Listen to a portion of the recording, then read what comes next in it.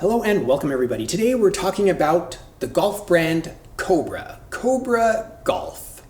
What do you think of when you hear Cobra Golf? In the comments below. What's the first thing? It could be like a PGA player, could be equipment, could be a memory, could be old equipment, vintage equipment. Imagine that here at the Vintage Golfer.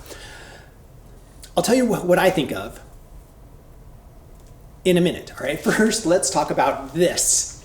The new 50th anniversary Aerojet gold driver. Are you kidding me? I saw this on their website. I was like, it's going to be a smash hit. Kind of pun intended.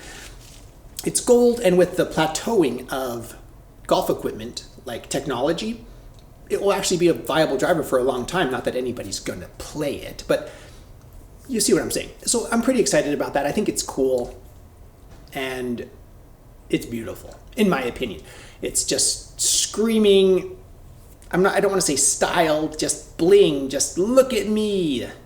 And I like that. There's a part of me that really likes that. So I'm excited about that. But that made me think, what's Cobra famous for?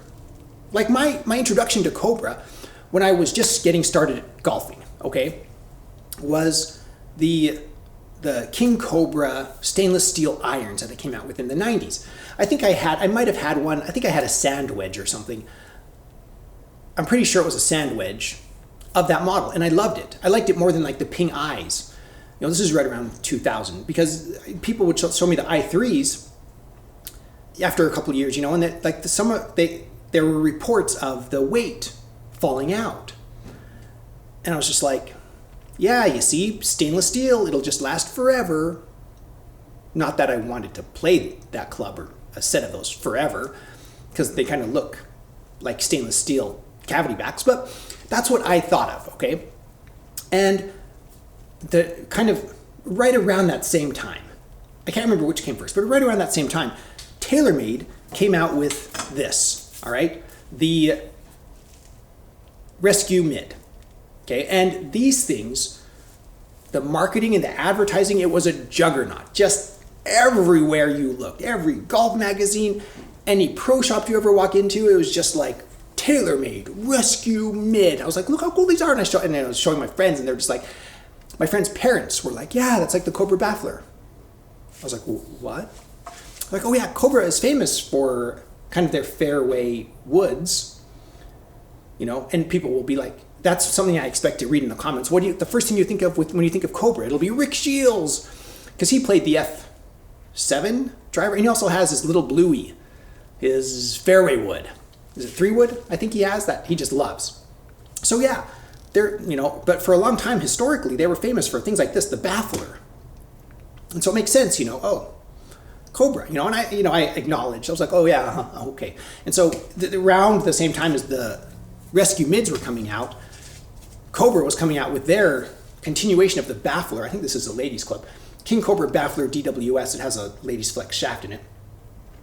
And so, cool, Cobra's coming out with, hybrids, and I was like, yeah, okay. And I was in love with these Rescue Mids, and that's, every chance I got, I would play these. So, Cobra, for me, was more of a robust iron set than a fairway wood for a long time. I actually have I don't even know when this one came out. This is probably 10 years old, the F-Max. Do you remember this F-Max hybrid? So, when I think of Cobra nowadays, I think of Rick Shields. I think of their drivers. I think of their hybrids, and I don't think too much about their irons. About 10 years ago, was it 10 years ago, 10 years ago, I really liked their irons because they were affordable.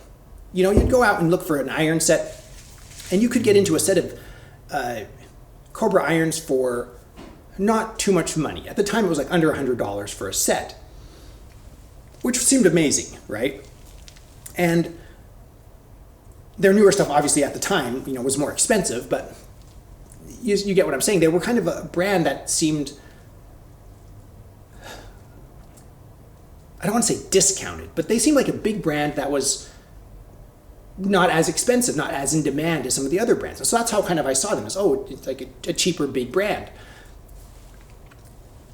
But in my mind, I know they've been around forever. They're celebrating their 50-year anniversary, for Pete's sake. But when I think of Cobra, I still think of a modern, up-and-coming company, like a recent new company, which is an interesting thought. And I was thinking about that. 50 years. I'm like, that doesn't seem right. It's like I see Cobra as like new and modern and engaging the youth. I think of names like Ricky Fowler, and I want to say Bryson DeChambeau. He was with Cobra, or was that Cleveland? I'm pretty sure it was Cobra. Let me know if I'm wrong on that one.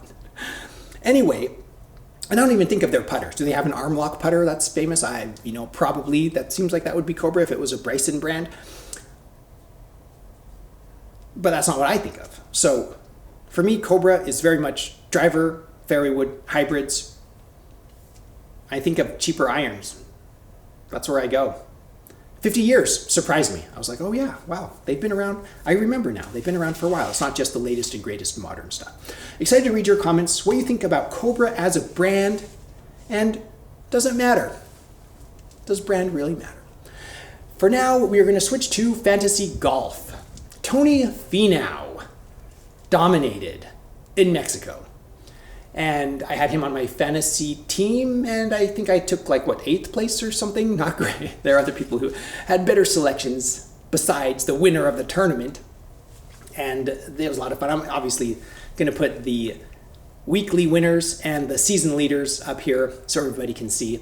Everybody's welcome to join us on playing fantasy golf. It's free. Just go to the PGA Fantasy Golf Place, create an account on that website, and then sign up for the Vintage Golfer League. It's free. Just find the Vintage Golfer. And then join us. It's a lot of fun. I think the Wells Fargo, Quail Hollow, North Carolina. I love Quail Hollow. It'll be a good tournament. Be sure to set your lineup. This is your reminder. You have today and tomorrow to set your lineup. I guess you could do it technically very early morning on Thursday, but remember it's on the East Coast, so you're not going to have tons of time to set your lineup. Don't forget, we have some great fantasy golfers who just know exactly who to pick every week. So it's fun to be competitive. Anyway, huge shout out to my patrons. Thank you so much for your support. I really appreciate it. It means a lot to me.